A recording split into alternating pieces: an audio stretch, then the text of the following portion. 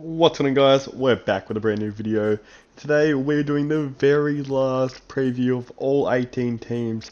There's a playlist created on the YouTube channel about like every single 2021 preview, and we're about to be the last day of round one. It's been an absolutely amazing round. I'll be doing an AFL recap of round one tomorrow, so watch out for that if you want me to talk about every single game that happened, because so far it's been an absolute crazy round and very entertaining football. And you might have noticed that I've also changed the name to Talkin' Footy instead of Talking Footy, just to rebrand a little bit, judging that Talking Footy is already kind of a thing in the AFL world. So without further ado, let's get straight into this West Coast preview. First up, for the breakout player, I've gone with Oscar Allen. Now, he's, at the moment, for some reason he's being held as the #1 young forward in the competition. I personally don't see it yet, but I feel like this is the year he can break out in the competition and put himself above players like Aaron Norton and the King brothers that are probably around his level or better right now. So yeah, big season for Oscar Allen, and he needs to stand up when the eventual retirement of Josh Kennedy does happen. Next up, for needs to improve, I've gone with Tim Kelly. Even though he didn't have a bad season in 2020, it was not at the level that he was in his other two seasons at the Geelong Football Club. After finishing top 5 in the Brownlow the year before he did come to the West Coast Eagles. I know it could be because he's in the hubs and he's away from his family, so I'm expecting to see a big year from Tim Kelly, but he definitely does need to improve on what he did in 2020. Next up is the BNF winner, and I've gone with Nick Natanui. Nick Natanui has been so good as probably the #1 ruckman in the game in 2020, getting the main ruckman spot. And currently, he looks like he is probably going to have another great season, having a full preseason once again. And in Nick Natanui's career, it's been a very rare sight of him actually having a full preseason.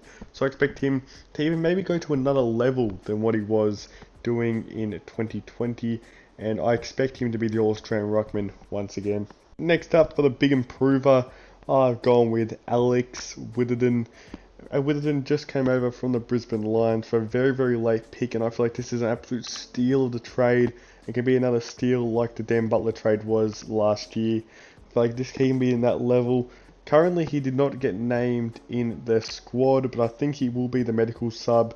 But I feel like this man should be starting at 18. That's just the caliber of player he was. Very good early on in his rookie year, and I expect him to be at that level once he starts getting games under his belt at the West Coast Eagles. Next up, for most goals, I've gone with Jack Darling. I feel like Jack Darling will be the #1 forward for the West Coast Eagles in 2021.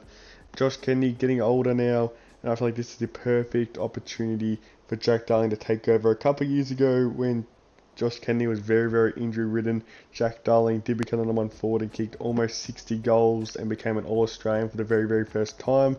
I feel like he could do that again in 2021. Next up, for the surprise All-Australian, I've gone with Tom Barras. Last year, Tom Barras had a very, very good year, being some people's All-Australian conversations, but was not near the level of probably the Harris Andrews and Darcy Moores of the world. But I feel like if he does a season, takes his season up to another level in 2021, he will be an absolute great player for them and could be a All-Australian. It'll definitely be a surprise. Next up is the West Coast Best 22, and this is the Best 22 I've put out. As I said before, I do have Alex Witherdin starting in their Best 18. I also do have Willie Rioli in here because Willie Rioli will return at the halfway point of this year. I don't know if he'll actually play any games this year, but I feel like he definitely is Best 22 worthy when he is on song. And yeah, that's the team that I've put together for 2021. So I do have the ladder prediction at 7th this year. I feel like that they could even fall out because they have some very big injuries early on the season with Elliot Yeo and Luke Shuey, possibly the two best midfielders, being injured. So there'll be a strong reliance on Tim Kelly and Andrew Gaff to go into the guts to get the job done. So they need some players to step up in that area if they want to continue being a final side in 2021.